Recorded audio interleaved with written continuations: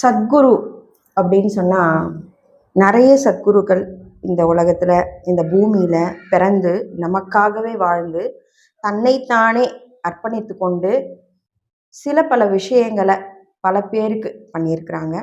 பல பேர் அதை அனுபவிச்சிருப்பாங்க. அதில் ஒருவர் ஷிரடி பாபா. ஷிரடி அந்த மண்ணில் இருக்கக்கூடிய பாபா. அவருடைய ஆற்றல் பேராற்றல். என்னுடைய அனுபவம் எக்ஸ்பீரியன்ஸ் உங்களுக்கும் இந்த அனுபவம்லாம் கிடச்சிருக்கும். இருந்தாலும் என்னுடைய எக்ஸ்பீரியன்ஸ் சொல்கிறேன்.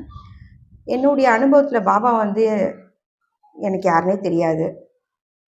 ஆனால் ஃபஸ்ட்டு என்னுடைய அனுபவம் சத்யசாய். சத்யசாய் நிறைய மிராக்கிள்ஸ் எனக்காக காட்டியிருக்காரு. ஏன்னா நான் நம்ப மாட்டேன் அவ்வளோ லேஸில் எல்லாரையும்.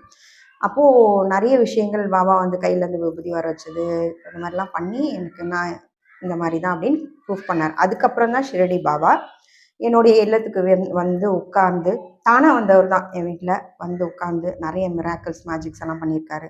உட்கார வச்சா கிழக்கில் உட்கார வச்சா அவர் தெற்கில் திரும்பி உட்காருவார்.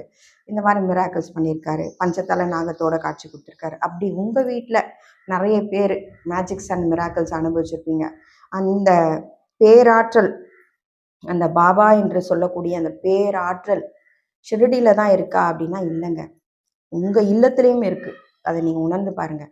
ஒவ்வொரு வீட்லேயும் பாபா வச்சுருப்பீங்க. ஆனால் இன்னொரு விஷயம், இப்போ இந்த டைமில் எனக்கு பாபா அதை சொல்கிறேன்.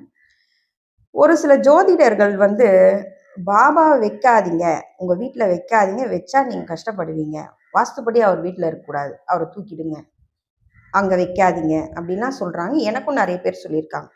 நான் அதை நம்ப மாட்டேன். ஏன்னா என் வீட்டை சுற்றி பாபா தான் இருக்கார், என்னை சுற்றியும் பாபா தான் இருக்கார். அதனால் அதெல்லாம் அப்படி தூக்கி போட்டுருங்க.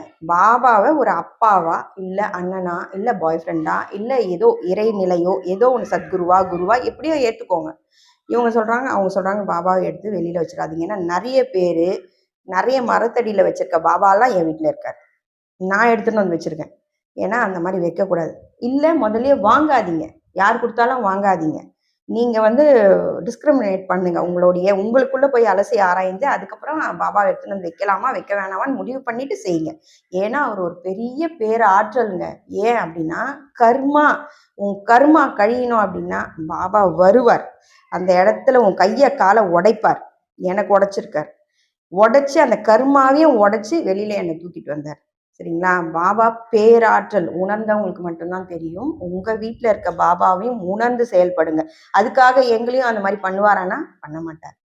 யாருடைய கர்மா எப்படி இருக்கும்? ஏன்னா ஒரு சில இடத்துல பாபா எங்க உட்காந்துருக்காரோ கோடீஸ்வரனா இருக்காங்க. பாபா எங்கெல்லாம் உட்காந்துருக்காரோ அங்கெல்லாம் பணவளம் அதிகமா இருக்கு. அங்க அன்னதானங்கள் நிறைய நடக்குது, ஆடை தானம் நடக்குது, எல்லாமே நடக்குது. அதனால பாபா பேராற்றல், அந்த பேராற்றலை பற்றி கொள்ளுங்க. அவரே கதின்னு இருங்க. ஒரு இறை ஆற்றலை பிடிச்சிட்டிங்களா தான் பாபானா பாபா தான், ராகவேந்திரர்னா ராகவேந்திரர் தான்.